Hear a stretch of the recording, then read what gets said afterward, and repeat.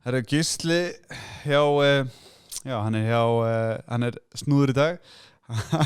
Hann var markaðsmeistari hjá Origo í mörg ár og er nýlega farin niður núna til Gæðabaksturs. Ömmubakstur Og hann segir okkur söguna svona hvað Origo gekk gegnum í hruninu, gegnum rýbrandi og svona hvernig var að starfa í svona stóru fyrirtæki í markaðsmálum. Og þegar það er fullt af deildum og svona sem er að pota í þig og þetta hlýtur að vera svolítið svona skipulags brjálæði. Já, algjörlega, þetta var mjög skemmtilegt podcast ef ég mætti segja það. Það var, já, mér fannst það mjög gott podcast og margt sem maður gat lært og margt spennandi sem maður kemur við sögu. En við hefum Key of Marketing ekki að selja okkur í leiðinu hérna. Ég er alltaf að selja. Já, ABC. Við sérum okkur í stafrænum söluferlum og grafískri hönnun og erum í mörgum verkefnum sem að tengjast í. Þannig að ef að þið eruð að hugsa að gera eitthvað sniðugt, þá heyrið Key of Marketing. Boom. Ok, herrið, hérna það vantar eitthvað að þetta intro, þetta er ekki bara geggjað. Þetta er bara geggjað. Gísli er algjör snillingur og hérna hlustaðu og lærðu. Algjörlega. Núna, eitthvað að byrja.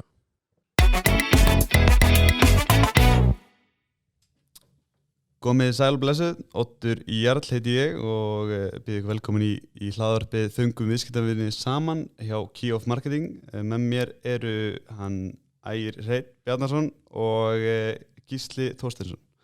Komið sælir. Sælir. Já, mjög gaman að hafa Gísla hérna með okkur í dag sem að hann á langan feril hjá og nýbúin að gera stóra skiptingu en á bakinu MBA-nám, blaðamennska, markaðsstjóri Matís, markaðsstjóri Origo í gegnum allt rýbandferlið og hrunið og núna nýkomin til Gæðabaksturs úr tölvunum í snúðuna. Já, vona ég baki ekki vandræði þar. Geturðu kannski sagt okkur aðeins frá þér hvað þetta gerir í dag og hvernig hefur ferillin verið og hvaðan komstu, hvað þetta gera og hvert þetta fara? Já, svona til að byrja með. Ég er svona held ég eigi frekar óhefbundin feril með marga svona sölu eða markastjóra. Sko uppalega þá lærði ég sagfræði og ætlaði mér alltaf að vera annarkot kennari mögulega eða blaðamaður og ég reyndar var blaðamaður á Mokkanum í 10 ár og var með fyrstu netblaðamönnunum þar 97-8 og var þar mjög lengi en svo fór ég svona aðeins að huga svona pæla í því að skipta vettvang og fór yfir í svona almannatengsl, endaði þar hjá Vodafone og var þar í 2 ár og þaðan svona datt ég inn í Matís sem markaðsstjóri þar, matvæla fyrirtæki, svona EHF fyrirtæki, er inni á vegum ríkisins og þaðan svona, þá fór boltinn að rúlla og þá skellti ég mér í MBA-nám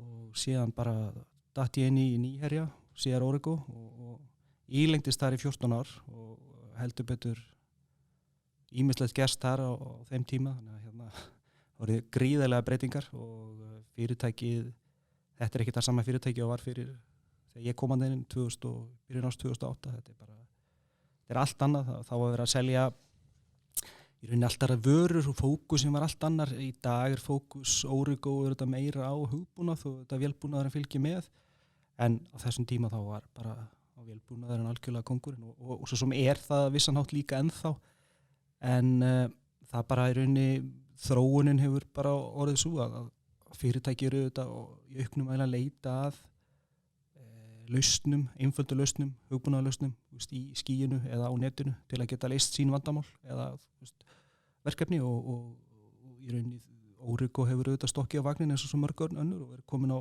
fullu í alls konar verkefni hvað það varðar.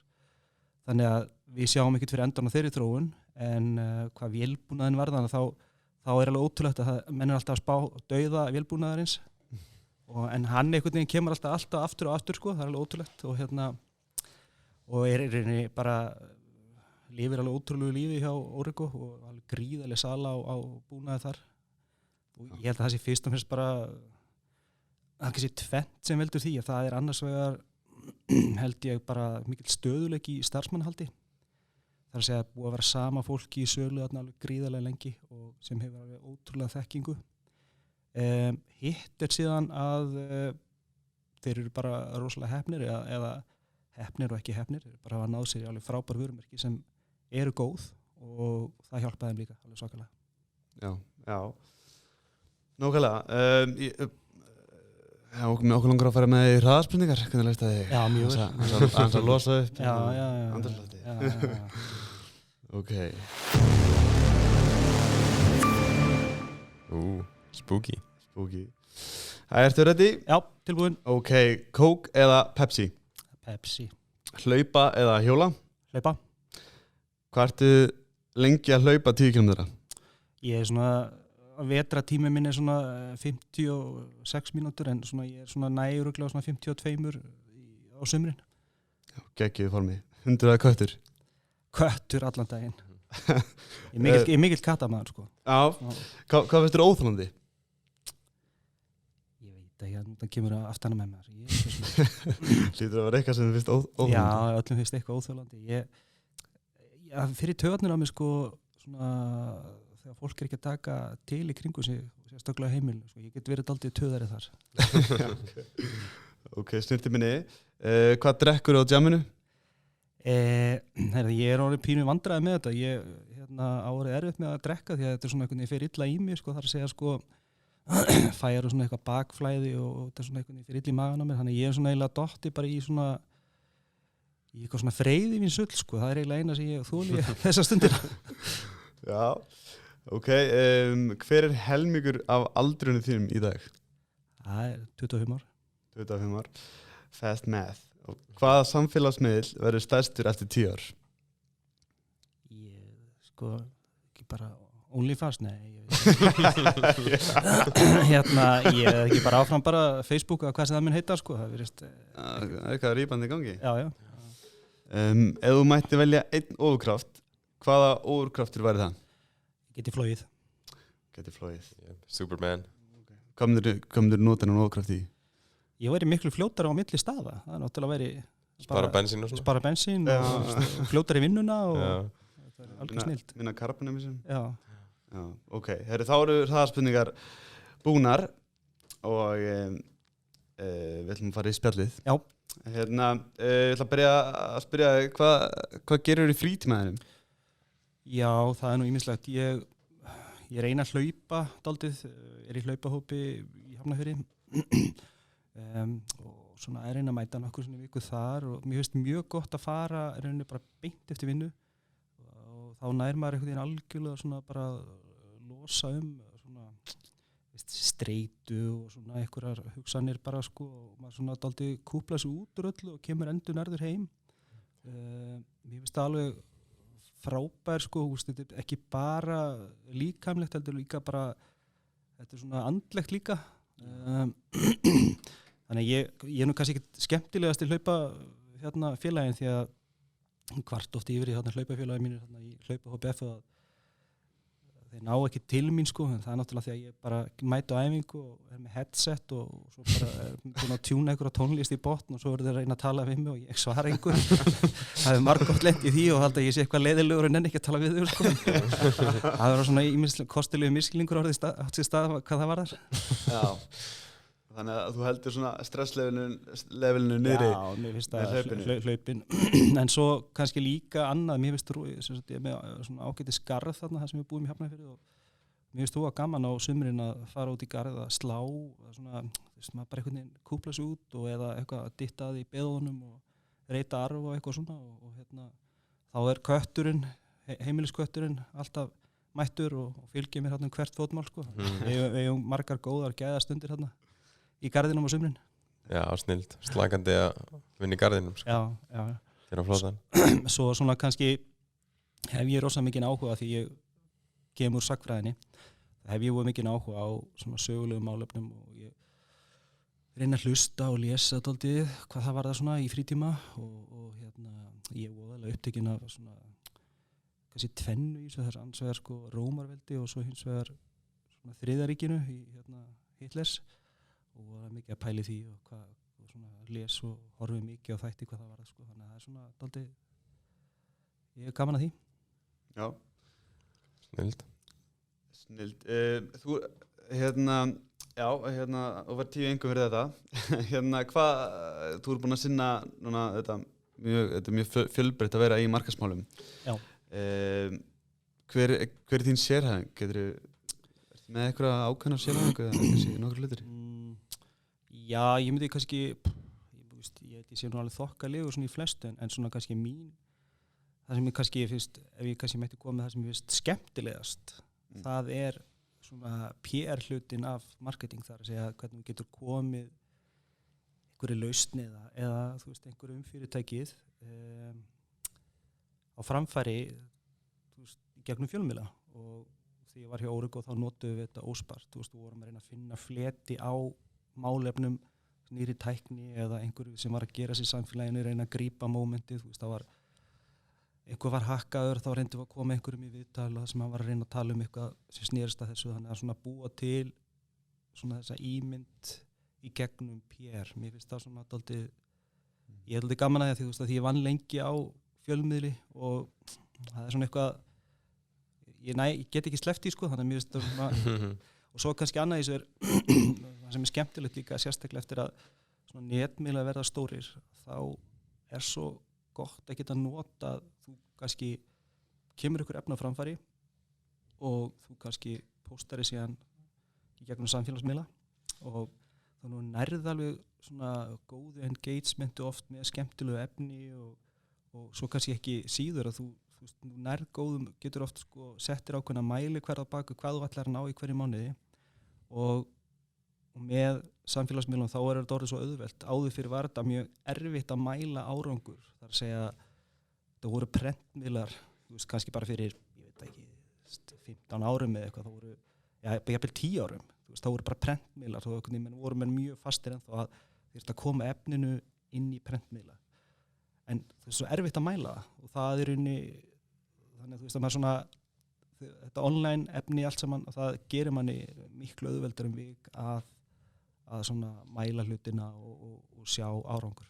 Já, það er ekki að klippa lengur afslökuðan úr mokkanum. Nei, og eða einhvern veginn þetta birtist kannski í mokkanum en núna getur þú komið efninu kannski á nokkra staði með ýmsum hætti, þú getur kannski breytt fyrirsögn eða tekið einhvern hluta úr fréttin eða úr efninu sem þú vilt koma framfæri og segja láti einn fá þetta, hinn fá þetta og reynd svona á vissan hátt er sko PR líka ákveðin sölumennska, þú þarft að selja blaðamönnunum að þeir vilji, þeir hafi áhuga á því og að þeir hugsi, ég held að lesandinn hafi áhuga á þessu.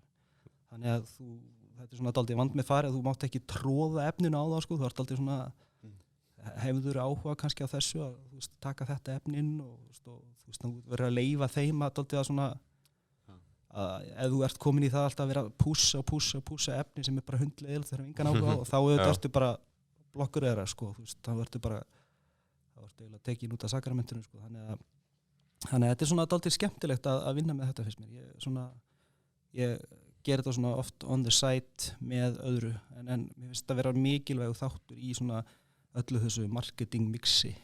Já. Ertu þá að skrifa sjálfur einhverja greinar og senda á þá eða kemur með topic bara? Ég skrifa þetta vilt allt sjálfur sko, en svo er ég bara með gott fólk með mér í að ofta að koma þessu framfæri. Ég er kannski meira í að skrifa efnið en láta aðrum að plugga fyrir mig sem er svona kannski með tengingar inn í viðlana. En ég held þetta sé gríðarlega mikilvægt og dálítið svona vanmetið hjá mörgum íslensku fyrirtækjum. Það er sko ef þetta er vel gert þá getur þetta náð ógeðslega góðum árangri mér kannski eitt bara nærtækt dæmi, ég bara sá það í gær að mínu gömlu félagar í Origo voru að senda frá sér frétt þau höfðu verið að vinna með Rauða krossinum að einhverju verkefni í Afríku og þarna er búið að tengja saman sko samfélagslega svona ábyrgð, tækni og þetta er svona, þetta er gott málefni, og þannig að þú veist, það tengist við stefnu fyrirtækisins, þannig að þú nærð að sláta alltaf margar flugur sko í einu höggi bara með því að koma frétt inn á miðlana sko. Þú ert í rauninni og svo getur þú nota fréttina innanhús, þú veist, inn á workplace eða eitthvað og sagt þér, þú veist, þetta það sem við erum að tala þú veist, þetta hluta stefnin okkar, það þessi samfélagslega ábyrgð sem við erum að vinna í sko. Þannig að þetta svona að nota þetta á marga vegu, þú veist, það miklu auðveldur að marga nátt að nota þetta heldur kannski beinar auglýsingar. Það eru svona öðruvísi. Smá líka svona annar vinkill á þessu að fá einmitt að líka geta fengið manneski til að einmitt stoppa kannski í 5 mínútur og lesa fyrirtæki í staðan verið bara að sjá auglýsingu og ok, skilur, og svo skróla við fram að því að líka sko með PR-inu að þú veist þegar neytandinn eða lesandinn sér efnið að það hugsa hann, heyrðu, hérna djúvill þetta sniðugt hérna hjá Origo eða eitthvað sko, þú veist, og hérna hann trúir í, þú veist, að hann trúir sko miðlinum miklu frekar heldur en auglýsingunni sko. Þetta svona eins og þetta sé líka ekki að koma frá ykkur, þetta er að koma frá einhverjum öðrum, þá svona þetta meira svona tröst verður að. Þannig að þú veist, það þetta að nota, þú veist, ef vel er gert, þá þetta að nota PR dálítið með þessum hætti, þú veist, og þú veist, en auðvitað mátt ekki vera þannig að þú setja misnota miðilinn sko, það er ekki svoleiðis, þetta bara, þú veist, miðilinn þarf að hafa áhuga á þessu og sagði bara ég til að taka þetta og þá bara það besta mál. Algjörlega. En mér langar að spyrja, þú sagðir og varst þegar netmiðlarnir voru að byrja 97-98, hvernig var svona stemmingin þar þegar þú voru að færa eitthvað svona yfir? Já, sko, ég eiginlega var bara nánast byrjaði bara eiginlega þarna á mbl.is og þá var þetta var rosa lítið, sko, þá voru við 3 og þá var ritstjórnin á Mokkanum, hún var svona kannski rúmlega 100 blaðamenn á Mokkanum, 3 á netinu, ég held að það hafa aðeins bara eitthvað breyst í dag sko. En þetta var bara, þú veist, einhvern veginn, menn vissi ekkert, þú veist, hvert þetta myndi þróast, vissi þetta var svona eitthvað, þetta myndi örugglega hafa einhver áhrif, en hversu stór áhrif þetta myndi hafa, þá voru menn ekkert vissir og ég held bara að Mokkin hafi margan hátt, það er ótrúlega framsýni sko hjá Mokkanum að hafa farið á stað með þetta á sínum tíma því að þú veist, það náttúrulega gríðarleg þekking þar núna og bara, ég held að sé sko jafnvel einhverju leyti sama fólki sem er hérna sko eitthvað, einhverju leyti, þú veist, ennþá inn á MBL sko, alveg síðan þá en mér fannst þetta persónulega vera alltaf svona erfið vinna að því leytinu til að þetta er vaktavinna og ég er svona alltaf ferkanta með því að þú veist, ég vil helst bara vakna 7 og vera búin 5 og eitthvað svona, þú veist, í vinnunni. Þannig að maður var að vakna kannski 5 á mótnana, búin 2 á daginn, þetta er svona alltaf, ég öfunda ekki þá sem er að vinna við svona, sko, þetta er alltaf töff, sko, að rífa sig upp, sko, og svo ertu bara búin, svo kannski ég eftir að fara að vinna kl. 4, þá var allir að koma heim, en þetta er alltaf svona, það var eitt af því sem ég saknaði síst. En þetta var mjög, bara, þú veist, frábært að taka þátt í þessu þróun og þetta vatt ótrúlega hratt upp á sig. En í hins vegar, þá fann maður það að lengi vel, þá voru viðbrögð við því þegar blaði kom út miklu meiri heldur en þegar efni kom á netið. En nú er þetta algjörlega öfugt farið, sko. Maður finnur bara, þú veist, ef maður kannski eins og ég kem aftur á svona þessu PR-vingli, ef maður pluggar einhverju í gegnum blað, eða þú veist, það fer inn í gegnum eitthvað blað, veist eitthvað, það viðbröðin eru miklu minni heldur en ef þú setur þetta á netið, sko. Það er alveg bara ótrúlega mikill munur og vissanhátt þá finnst mér, maður veit ekki svona hvernig þróunin verður með blöðin, en ég held að þetta verði bara, satt að segja, verði alltaf erfiðara og erfiðara, sko, því að þú veist, lesendahópurinn, hann auðvitað svona í eldri kantinum, en auðvitað eru blöðin ekkert farin, en ég held samt að bara ef hortir á bara svona kaldar tölur, þú veist, þróunina, þá er þetta, þá kannski framtíðin ekkert eitthvað, hún hefur verið bjartari fyrir blöðin, held ég. Já, algjörlega. Já, ég held að þetta er alltaf aukast á netmiðlunum og sjá líka annað, sko, því sem eins og Storytel, sko, ég meina, nú er það bara að vaksa gríðarlega, þú veist, þetta eru bara hljóðbækur. hvað mun gerast þar, munu bara prentaðar bækur, þú veist, eftir einhver tíma sko, þú veist, þetta gerist alltaf einhverjum svona stökkum, þú veist, það eftir kannski, ég myndi segja 10 ár, þú veist, þá er búið að ala upp ákveðin hóp af neytendum sem vill bara hljóðbækur. Kemur hann á markaðan ungur og hann bara þekkir bara hljóðbækur eða podcast og eitthvað svona. Já. Þannig ég held, þú veist, þetta muni gera svona bara það er svo erfitt fyrir að sjá fyrir framtíðina. Þannig gerist þetta með blöðin, sko. Þetta ekki nú bara varði eitthvað stökk. Þú veist, það bara einhvern veginn bara komin nýja kynslóðurinn á markaðin og þau voru bara alast bara upp á netinu og vildu bara fréttir í gegnum netið. Já. En ég held þetta muni gerast þessu með svona hljóðbækur og bækur og svona. Það er alltaf mín trú, þó að ég held að bækur muni ekki dett út. Nei, minnkar allavega. Já, sjáu líka bara með tónlistina sko, þú veist, ég meina auðvitað er eitthvað vínillin að koma eitthvað tilbaka en ég meina, þetta er allt bara inn Spotify, það er allir þar og... Já, algjörlega. Þannig að þetta er svona áhugaðar pælingar. En útvarp, fólk tala sem segja að útvarp segja deyja út og það minnkar aldrei sann, sko. Nei, það er nefnilega mjög merkilegt. Já.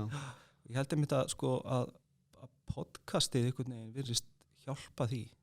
Já. Að eitthvað svona vinnur með því. Ég er samanlega, það er alveg ótrúlega með útvarpi hvað það virðist vera helviti stabílt. Já. Já, ég langaði að spyrja þig hérna, þú varst auðvitað lengi hjá Nýherja. Já. Hvernig áhrif hafði hrunið á Nýherja og hvernig unnið ykkur út úr því og voruð þið ekki að kaupa eitthvað og saman tíma og svona? Jú, þetta var aldrei sérstætt. Ég var eiginlega nýkomin hérna inn og búin að vera þetta í nokkra mánuði og maður skynjaði nú bara eins og allir aðrir í samfélaginu, þú veist, það var eitthvað rosalega skrítið að fara að gerast og ég var í MBA nám með þessum tíma og ég var með fullt af bankafólki sko og það nagaði neglurnar alveg niður í kviku þarna helgina fyrir hrunið sko, helgina þarna, þá held ég hafi mér verið í einhverju svona tímasessjóni þá sko með fullt af fólki og maður sá það bara og það skynjuði þetta allir og það var eitthvað slæmt að fara að gerast og en það sem var svona kannski grátbróðslegt eftir á er að það er svo, og Nýherji var að sameinast svona opinberlega einhverjum félögum sem þau höfðu keypt og þetta var svona einhver saga og átt að fara að flytja á eitt stað og eitthvað og þetta gerist bara helgina fyrir hrunið eða þess að þegar forsætisráðherra kemur og biður Guð að blessa Ísland og síðan bara mánudeginum átt að fara að senda þessa tilkynningu í Kauphöll og þetta gerist bara allt á sama tíma sko. Þannig að þú veist í rauninni þessi opinberlega sameining, hún gerist bara alveg á nákvæmlega sama tíma og hrunið. Þannig að þú veist, það að vinna í fyrirtækjunum þá var þetta á þessum tíma, þá var þetta bara eftir að hyggja, þetta var eiginlega bara hræðilegu tími. Þetta var svo mikil varnabarátta fyrir fyrirtækið. Maður skynjaði bara, þú veist, að fyrirtæki átti bara rosalega erfitt uppdráttar og bara því að sko í rauninni skuldastaðan var bara svo svakaleg. Það ruku upp öll lán, þau áttu fyrirtæki, Nýherji áttu fyrirtæki í útlöndum líka og þetta var, manni sýndist þetta bara verið dálítið skuldsetning sko og sem náttúrulega margfaldast þar að segja sko lánin þegar í kringum þetta. Þannig að það liðu mörg ár þangað til að þetta svona fyrirtæki rétt úr kútnum en það sem eiginlega hjálpaði ég var þá enn og aftur þá kem ég að því að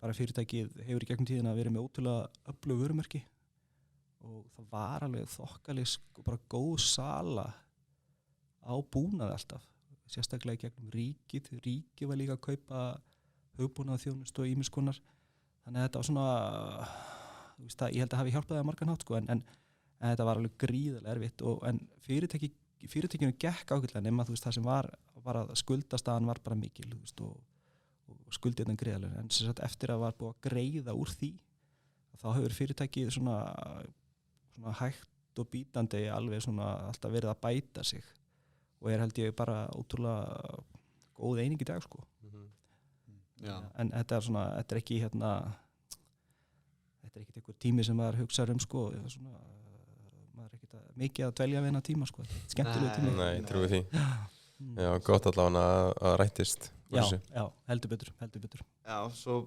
fast forðum hérna til 2017-18 var það ekki rýbrandi?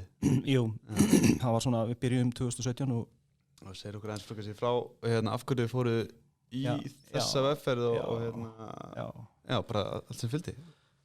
Þá er rauninni svona ágætt að koma inn á það að þarna var fyrirtækið búið að réttu kútnum, eins og ég sagði hann, og þarna voru nokkur félög sem voru saman, það var Applikon, TN Software og Nýherji.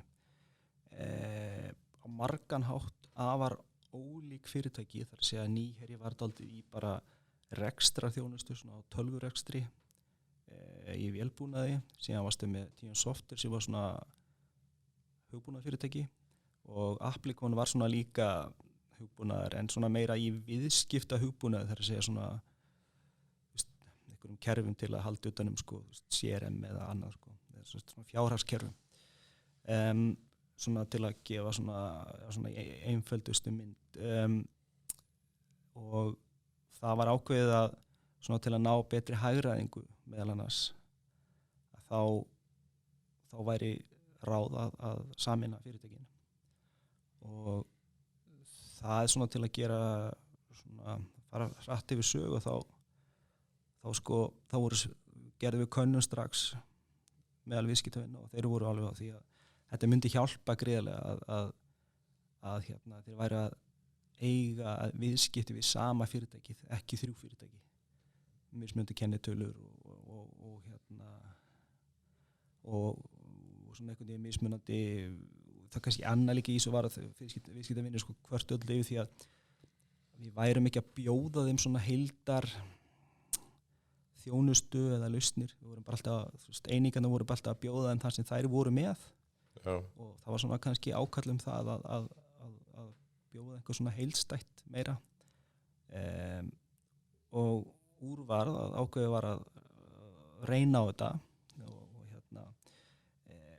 og það gekk gríðarlega vel út á við gagnvart viðskiptavinum og hins vegar myndi ég segja að mesta áskorun í þessu öllu saman var innanhús því að menn voru ekkit munum þykir bara gríðarlega eða þótti gríðarlega vænt sín vörumerki, starfsfólki þannig að mesta vinnan hafi verið í því að fá fólk með sér í að svona borð að fara í þá vegferð að þetta yrði eitt sama fyrirtækið og það tók alveg tíma sko og mér er alveg minnistætt að kom einn ákveðin maður að mála við mig og var ekki sáttur við það og var búin að persónum gera mig í því að ég stæði nú fyrir þessari vitleysu að vera að standa fyrir þessari endurmörkun og breyta nafninu á Nýherja sem mann er svona upplýðið að sumir bara svona, já, þeir þóttu svo vænt þetta þeir gátu bara ekki hugsað sér jafnvel að lifa á Nýherja og hann kemur til mín og segir bara, heyrðu, þú ert sko sannarlega að bara fremja harakiri á fyrirtækinu ef þú gerir þetta ég var bara þannig að þetta var svona dæmi hvað mönnum þótti vænt sín vörumerki og þetta var sko engum hjá þeim sem störfuðu í Nýherja, þeim var þykir alveg gríðal og þykir enn gríðalega vænt Nýherja og þó að ég held að flestir eða allir í dag séu bara mjög svona líki vel við að vinna í Origo sko og ég held að það hefði tekist strax mjög vel en þessi ágætis maður hann sá nú ljósið og sem betur fyrr og held ég í dag einn ötulasti hvatamaður eða svona eitthvað jákvæðastur fyrir hönd Nýherja þannig að mennur fljótir þetta sem betur fyrr þá bara svissaðan og kúrs og það var akkurat það sem skipti máli því að ef maður hafði ekki þessa influensera sem er svona sem hafa áhrif inn í fyrirtækjunum fólk hefur mismikil áhrif þar að segja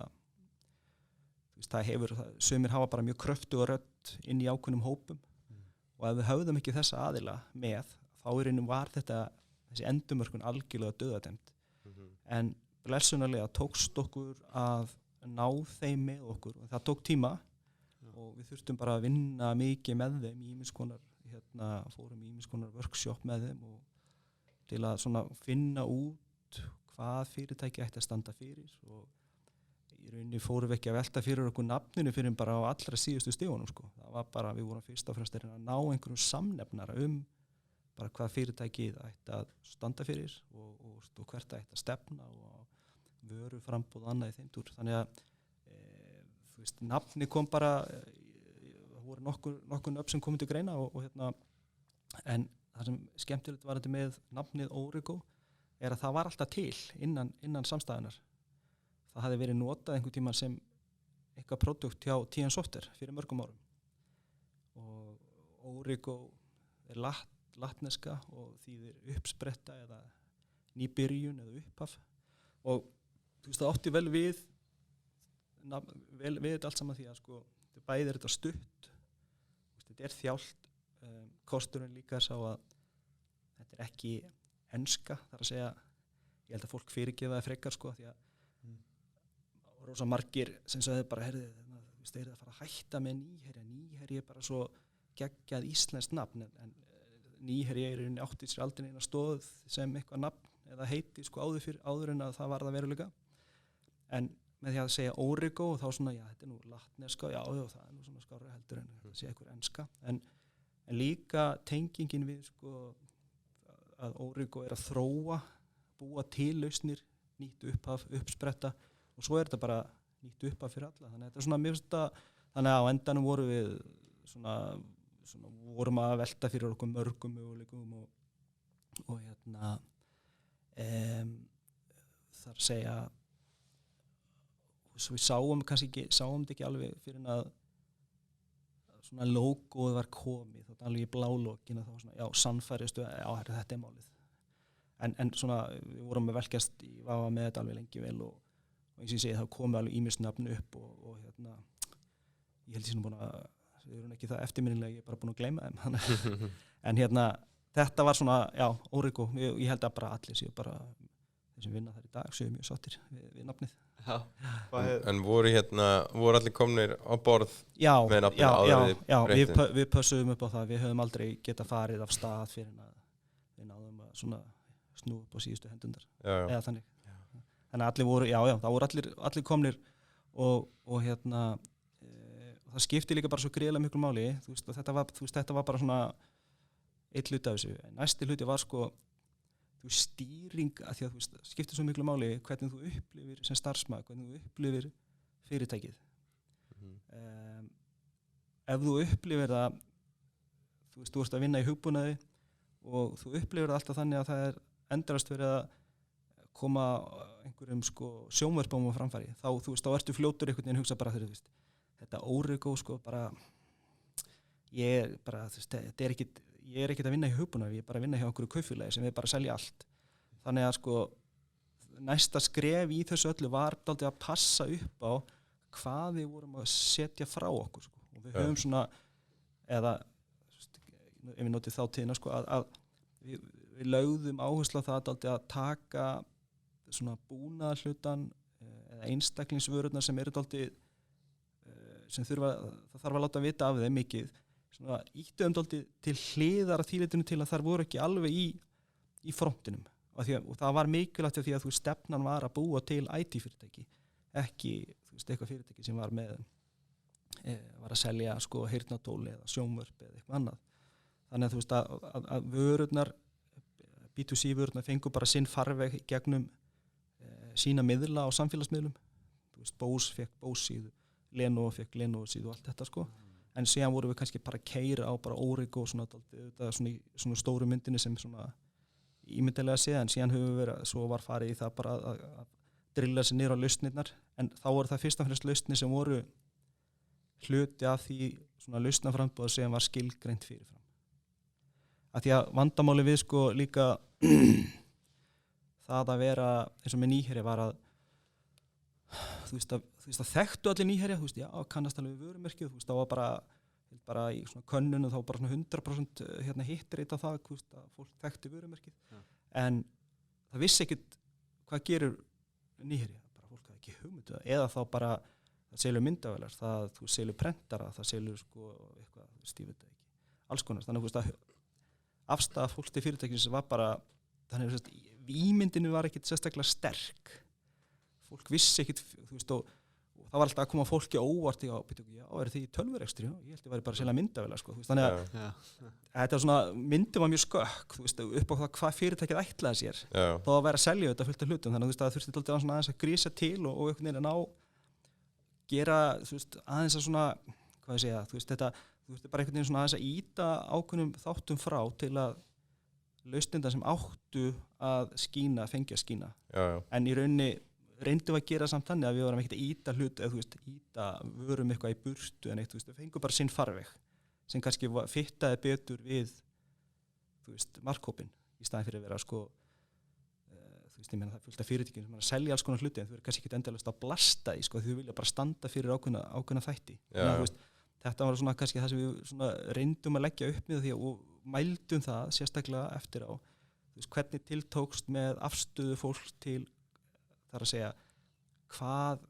hvernig það uppliði Origo, þú veist, í gegnum kannanir hvort við værum á réttum stað varandi, þú veist, þess IT-tengingu eða, þú veist, upplýsingatækni og allt þetta og það tókst bara mjög vel við vorum alltaf, sko, þegar við vorum nýherri þá vorum við mjög langt fyrir neðan Advania, en strax með endurmörkunum þá fórum við fram úr Advania og allavega síðast ég vissi þá fram úr hvernig?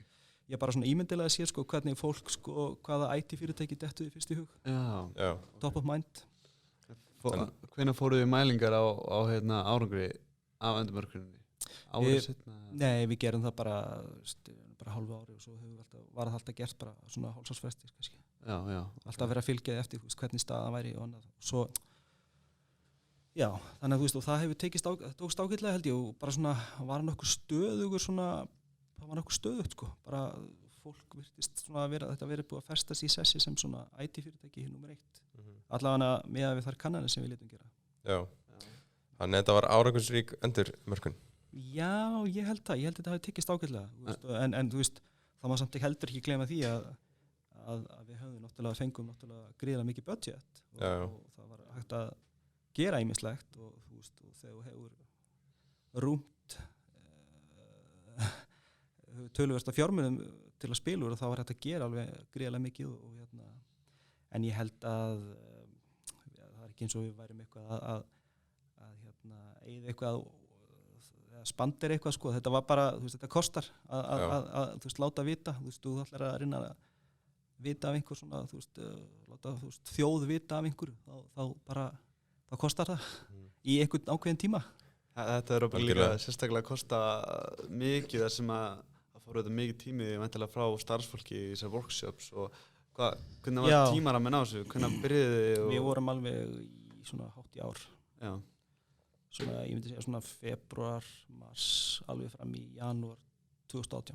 Já. Okay. Þannig að, ég meina, þetta tók þetta mikinn tíma bæði, sérstaklega frá starfsfólki, þannig að, og kannski ef maður skoðar veltu tölur, kannski hefur veltan eitthvað farið niður á þessum tíma, ég veit það ekki, því að fólk hefur verið eitthvað með svona einhverju innhámsverkefnum, en það þurft að gera það bara svona bú í hæginn fyrir framtíðin, við væri með góðar stoðir til að við gætum svona farið á stað, það var ekkert, ef við hefðum gert þetta á 3 mánuðum, þá hefði þetta bara aldrei tekist, þá hefði þetta bara verið andvanafætt. Já. 1 skref aftur og bak til að taka 2 skref áfram. Já, algjörlega. Okay. Já, og en svo kannski heilt yfir að vera markastjóri í svona stóru fyrirtæki, þá eru þetta allar þessar deildir að poti þig og segja vill gera þetta og þetta, hvernig er að vinna í svona stóru fyrirtæki, hvernig er að sinna þessu öllu? Ég bara svara ekki tölvupósti eða svara ekki símum og það bara gerist ekkert. Nei. Það er bara headsetið á bara og svarar ekki fólki. Maður verður svona dálítið bara þú veist að þetta er bara það þarf að sinna mörgum og reyna að hjálpa bara öllu sem maður getur og bara maður bara helst ég að reyna að beita einhverju svona lagni og bara sko það sem ég er búin að læra af þessu er að maður svona fer í einhverja svona hringi með þetta sko, maður svona byrjar sko að svona auðmjúkur sko allar svona að bara hjálpa öllum og svo á einhverju tímabili þá endur ég bara rosalega pirraður og reiður sko en ég komst fljótt að því að þá nefndi enginn að vinna með þér sko bara, þú veist, svona, ég fann að ég var sko, þessum kringum endurmörkuna, ég var svona tók mikið á og ég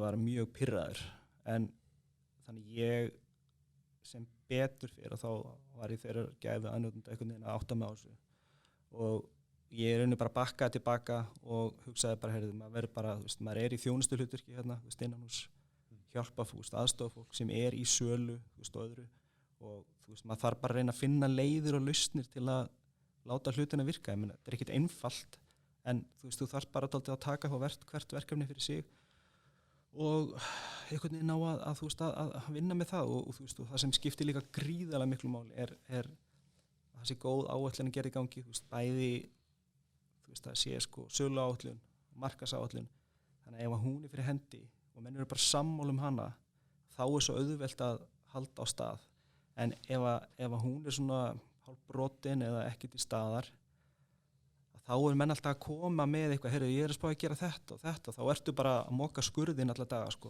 Já.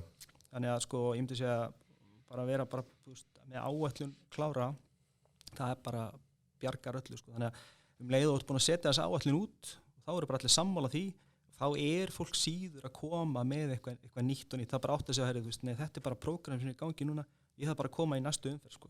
Já.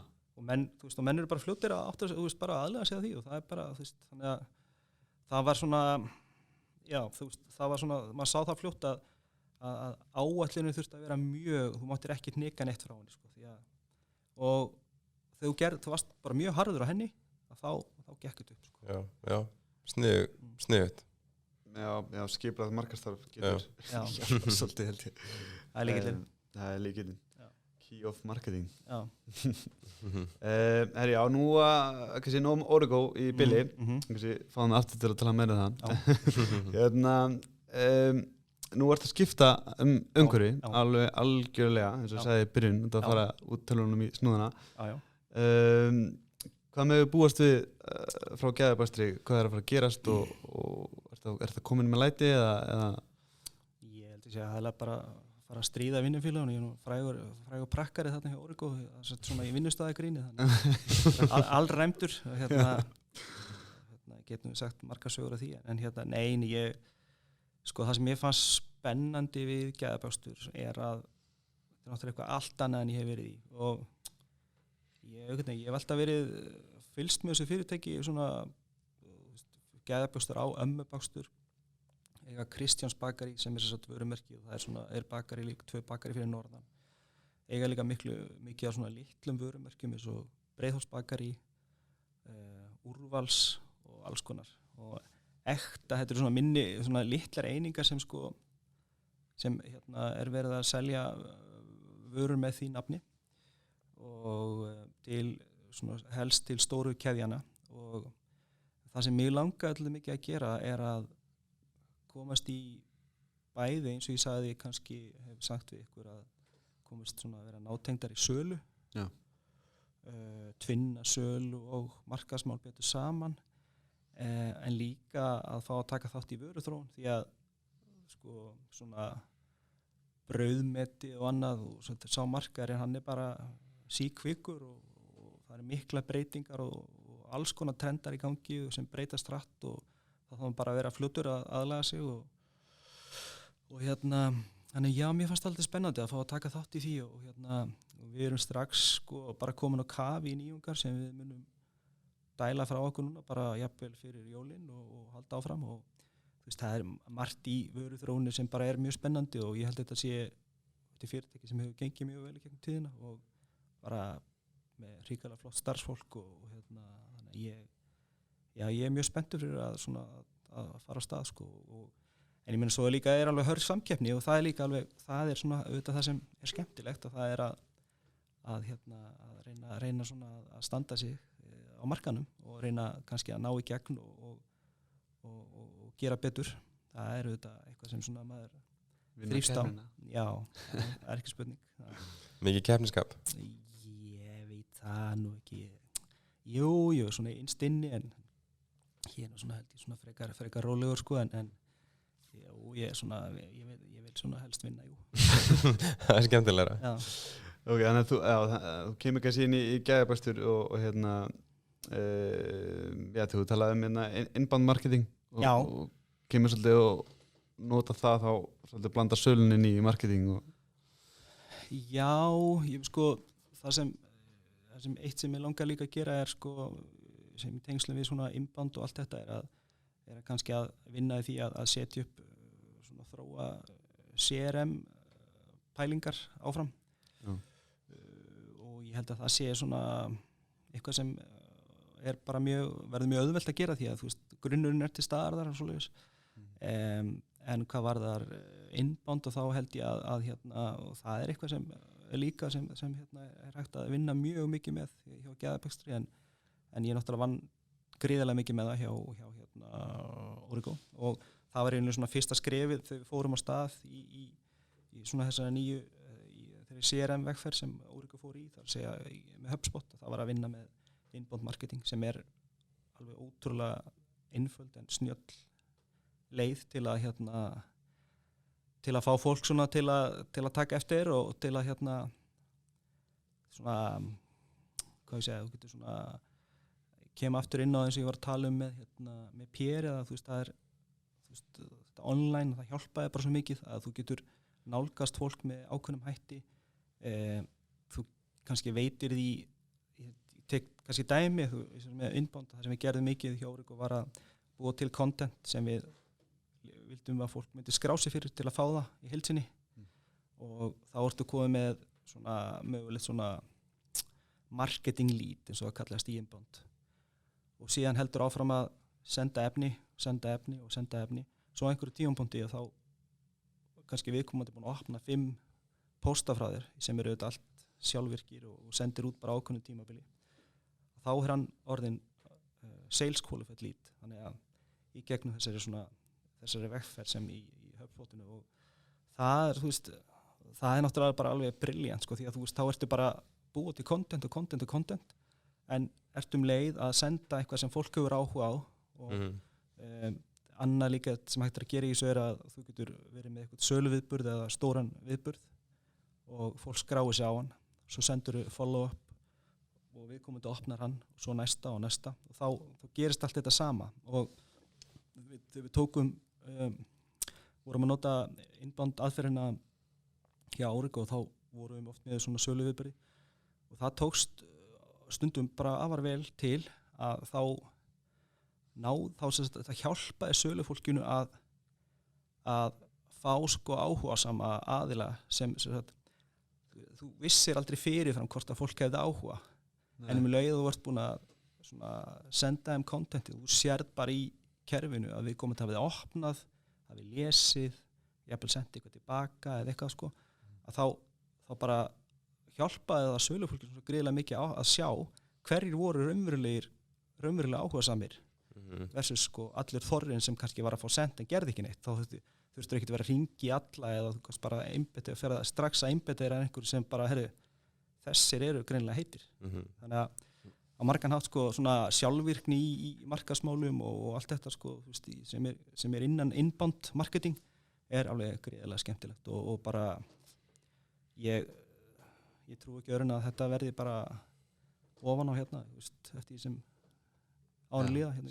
Sjálfvirkni?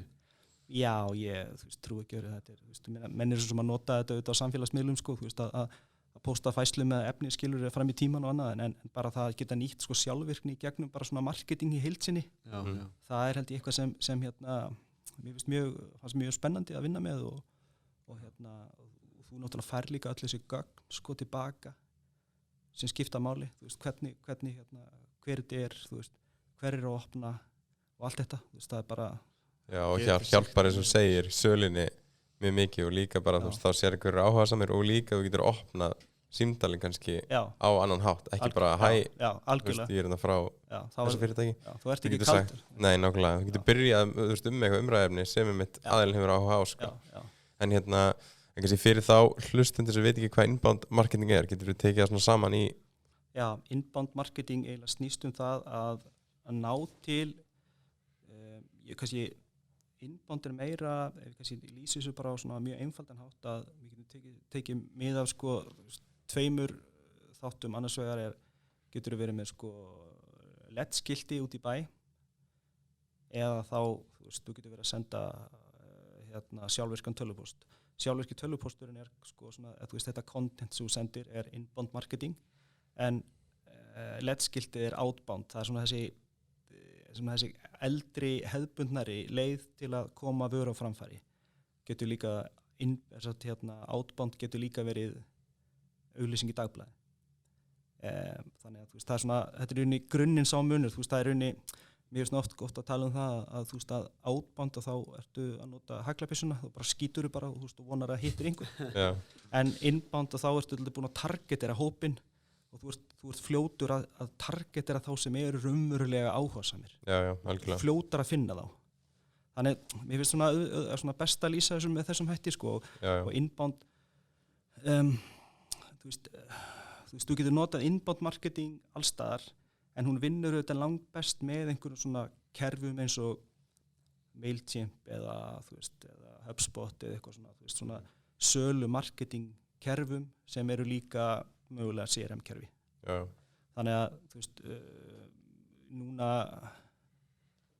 sko, ég held að flestir, sko, séu að nota eitthvað slíkt, þannig að á vissan hátti eru ótrúlega margir að nota inbound marketing á þess kannski að pæla mikið í því, sko. Nákvæmlega. Það sem við getum gert náttúrulega líka með inbound að getum sendt skilaboð á aðlan, mismöndi skilaboð eftir hvað hann í kaupferlinu. Akkurat. Það svo mikilvægt. Þannig að í staðin fyrir að nota haglan og segja bara akkurat.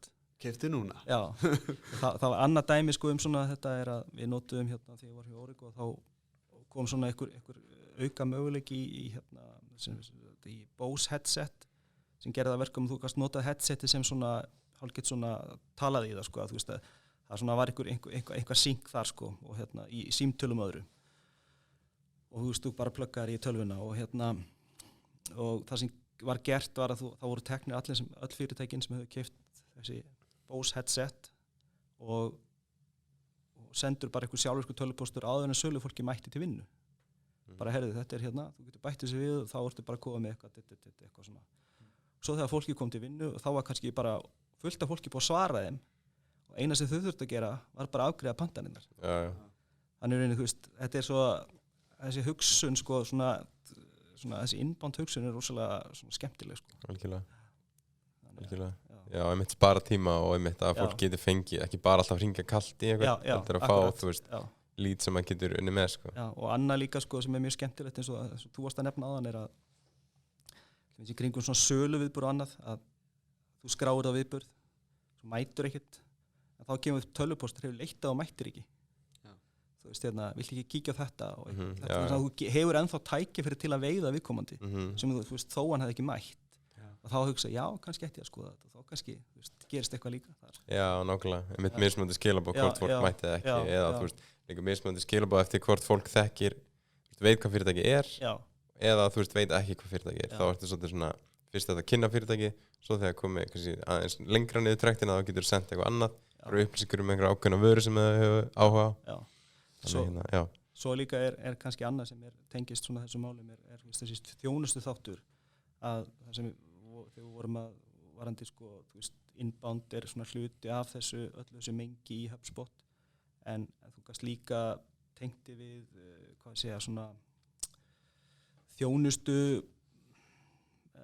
einingu innan HubSpot og það sem var svona kannski gaman að segja frá því að þegar við fórum á stað með það þá vorum við að nota 5 eða 6 chatbota innan sama fyrirtækis og það náttúrulega segir sér sjálft að þá ekki mikil samræming og það svona upplýsingar fara hingað og þangað og jafnvel bara fara ekki neitt því að sumir og það voru bæði form sem satt á netinu og svo chatbotar og þannig að þetta var þannig að þú veist kannski að ef það var sendur eitthvað tölvupóstur eða þú veist fara í gegnum eitthvað form og þá sem tengdist við tölvupóstur þá kannski var viðkomandi í fríi. Ég lenti eins og nýði að ég tók ætlaði að taka einhverja sölu fyrir einhvern þegar ég var Origo og þetta var að sumri til og ég sá að einhver var að hafa samband og hann hafði eitthvað samband með mig og ég var að tala við sönumann og hann ekkert svarar ekkert og eitthvað. Ég segi, ég skal bara athuga hvort ég get fundið þetta fyrir þig og ég sendi einhvern annan sem ég held að væri í fríi var í vinnu og þá kemur í ljós að hann er fríi og hann segir í reply sko, svona sjálfur reply talaði við þennan, hann í vinna ég sendi á hann, þá var hann líki frí en hann hins vegar gerði ekki neitt í að segja sko, hver ætti að taka við því sko. Þannig að allt og mikið af svona málum hægt að leysa með svo einföldum hætti sko.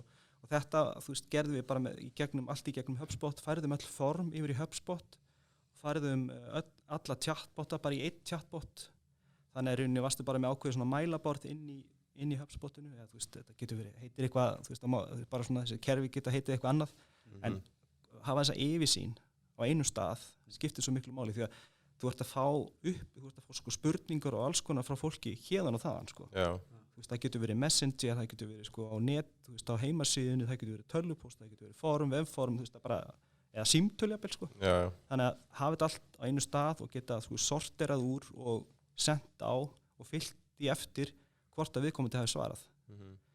Þannig að ég held að það er svona líka, þú veist, þetta hluta inbound og bara gríðarlega svona vannmetin. Því það er ekki nóg að vera að sækja nýja kunna, þú ætti að passa upp og geta svarað eða bara passað upp á kunnanir hérna, tryggt að þeir fái þá þjónustu sem þeir eiga að fá sko. Algjörlega. Þannig að fatan sko, þú veist, það er oft þannig að menn eru kannski alveg full að selja en sko, svo legur fatan bara, þú veist, þeir eru ekkert að fylgja því eftir að, þú veist, að passa upp á að viðskiptavinni haldist, þeir bara kannski fara og koma aldrei aftur sko. Nei, nákvæmlega. Gold is in the follow-up. Já. Já, ég held að sem bara komin í síðustu spurninguna. Já. Hvað er fyndnasta sem þú hefur lent í þínu starfi? Þetta er góða sögu fyrir okkur. Já, fyndnasta. Það er ekki að vera markasmál, getur bara. Já. Það er spurning sko, ég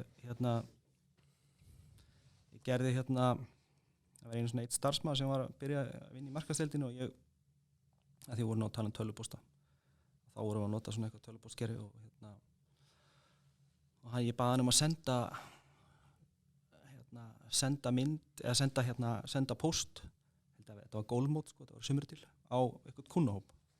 Og hann sagði, þetta er allt tilbúið bara þarna í kerfinu, þú einast að gera, þú ert bara eitthvað aðeins að skoða bara eitthvað texti í lagi og svona bara senda út. Og hann gerir það og svo leið og hann er búinn að senda út og ég sé að hann bara stekkur á staði og er að fara heim og þá fór ég bara í kerfið og breytti myndinni, þannig að það var mynd af einhverju bara svona einhverju gólkúlu og stóð eitthvað, Origo eitthvað, þú veist, en ég breytti nú og setti mynd eitthvað svona djammynd af einu framkvæmdastjóra sem var svona alveg vel hellaður á myndinni, svona innanhúsmynd og sendi á hann og sagði, ekki varst að senda þetta út og hann bara var komin eftir 1 mínútu og ég sá bara það bara perlaði á honum og það lag sviti niður og ég leiði hann nú svona engjast í svona hálftíma sko, þannig til ég sá hann að þessi mynd hefði nú ekki farið út sko. Þannig að þetta var ekki fögur mynd sko, þetta var svona tekið seint og nótt og svona mynd sem svona mennur ekkert að senda mikið sko. Þannig að það er svona það er þetta að nota kerfin til að grínast líka. Já, algjörlega, maður er að gera það, við erum að prófa það. Það er virkli liðinu. Herri, takk kærlega fyrir að koma til okkar í hlaðvarpið og bara gaman að hitta ykkur. Já, þá fylgjast með hvernig gæðar eftir.